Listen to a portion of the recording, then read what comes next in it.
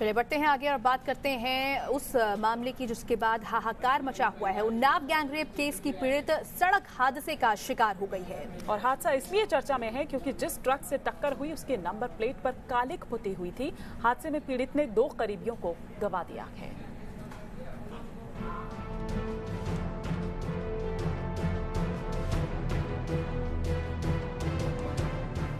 Unnao gangrape पीड़िता के साथ हुआ सड़क हादसा कोई साजिश तो नहीं? ये सवाल इसलिए उठ रहा है क्योंकि रायबरेली के गुरबख्शगंज में जो दर्दनाक हादसा हुआ उसमें पीड़िता बुरी तरह घायल हो गई। वकील की हालत भी गंभीर है, जबकि पीड़िता की मौसी और चाची की मौत हो गई।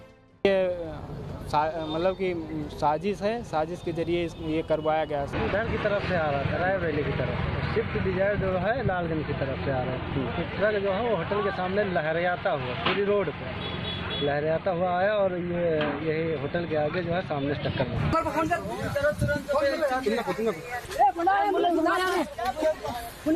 जिंदा जिंदा जिंदा खोलो खोलो खोलो, इनको बाहर निकालो, अरे बाहर निकालो और इसको बात कर लूंगा मैं बाहर। इस कार में सवार होकर गैंगरेप पीड़िता अपने परिवार के साथ रायबरेली जा रही थी, तभी एक ट्रक ने टक्कर मार दी। जिस ट्रक से टक्कर हुई उसके नंबर प्लेट पर कालिख पुती हुई थी। जो ट्रक था वो सीज हो गया है, उसमें शायद फतेहपुर का रजिस्ट्रेशन नंबर है और जो ड्राइवर है वो भी पकड़ गया है, लेकिन अभी इनकी तरफ से एफआईआर कोई नहीं लिखाई गई है। तो मैंने अभी भी अनुरोध किया इनसे कि आप जल्दी से जल्दी अपनी एफआईआर लिखाइए, जिससे कि आगे की जो भी वैधानिक कार्रवाई है वो की जा सके। आपको बता दें कि पिछले साल उन्नाव के विधायक कुलदीप सिंह सेंगर पर एक लड़की ने रेप का आरोप लगाया था। मामला हाई प्रोफाइल था, लिहाजा खूब सुर्खियों में रहा। लंबे घटनाक्रम के बाद विधायक कुलदीप सिंह सेंगर को गिरफ्तार कर लिया गया और फिर जेल जाना पड़ा। अब इस सड़क हादसे के बाद ये केस फिर चर्चा में है। सवाल इसलिए भी खड़े हो रहे हैं क्योंकि जिस ट्रक से कार की टक्कर हुई उसकी नंबर प्लेट पर कालिख क्यों पुती थी? पीड़िता की सुरक्षा में तैनात गनर और कांस्टेबल घटना के वक्त साथ क्यों नहीं थे?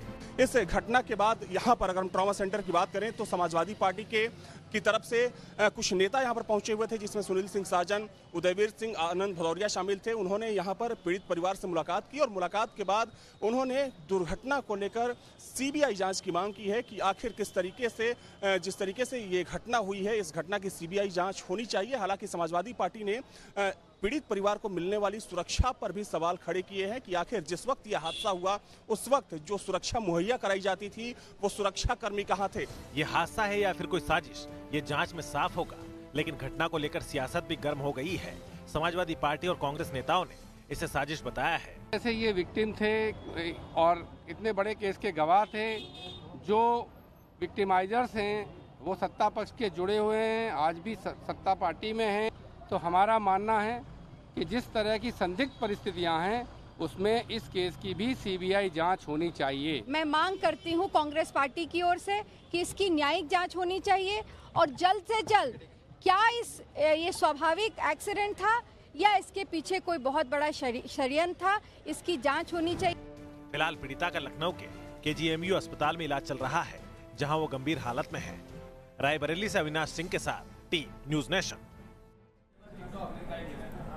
और इसी से जुड़ी एक अहम खबर सामने आ रही है। उन्नाव पीड़ित एक्सीडेंट केस जिसकी सीबीआई जांच हो सकती है। तो ये इस वक्त एक अहम खबर जो मिल रही है कि अगर पीड़ित पक्ष चाहेगा तो इस केस की सीबीआई जांच हो सकती है। तो राज्य सरकार की तरफ से उन्नाव केस पर यह बयान दिया गया है, जिसमें कहा गया है कि गैंगरेप पीड़िता के जो हादसा हुआ है, जो रोड एक्सीडेंट हुआ है, उस मामले की सीबीआई जांच करवाई जा सकती है अगर परिवार इसकी मांग करता है। आपको बता दें कि इस बीच जो तमाम विपक्षी दल हैं वो भी लगातार मांग उठा रहे हैं कि इस मामले की अब सीबीआई जांच हो।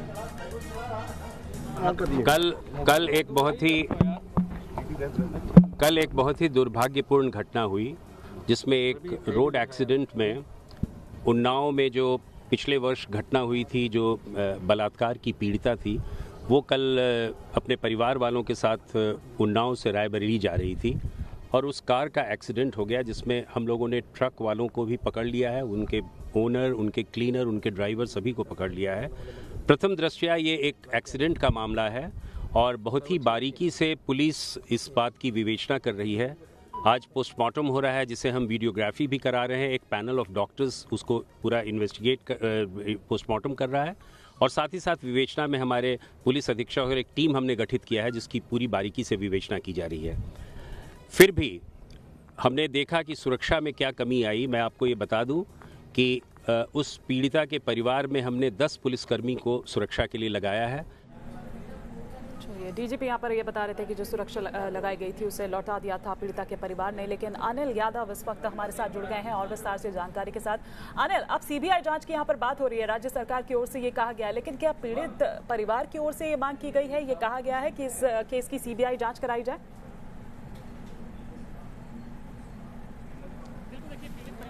आरोप लगाया है कि जो आरोपी विधायक हैं, गैंगरेप के आरोपी हैं, जो जेल में हैं गैंगरेप के आरोप में, उनके ऊपर ही परिवार आरोप लगा रहा है कि इस एक्सीडेंट को उनके गुर्गों द्वारा ही अंजाम दिया गया है। पीड़िता की मां ने ही कल ये बयान दिया है और इसके अलावा पीड़िता अभी भी ट्रॉमा सेंटर में मौजूद है। यहाँ पर उनके वकील यहाँ हैं जिनकी हालत बहुत गंभीर है, वेंटिलेटर पर रखे गए हैं और उनका इलाज यहाँ पर चल रहा है। तमाम डॉक्टर्स लगे हुए हैं, आला अधिकारियों के आने का सिलसिला यहाँ पर बना हुआ है। दिल्ली महिला आयोग की अध्यक्ष स्वाति मालीवाल आई हैं, अखिलेश यादव भी पहुंचने वाले हैं यहाँ पर और कांग्रेस का भी प्रतिनिधिमंडल आएगा।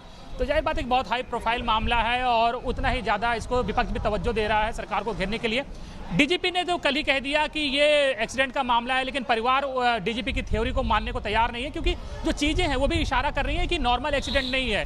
ट्रक जिससे एक्सीडेंट हुआ उसका जो नंबर प्लेट था उस पर पेंट लगा हुआ था। मामले की सीबीआई जांच हो, जैसा कि सरकार कह रही है कि अगर परिवार कहता है तो ही जांच होगी।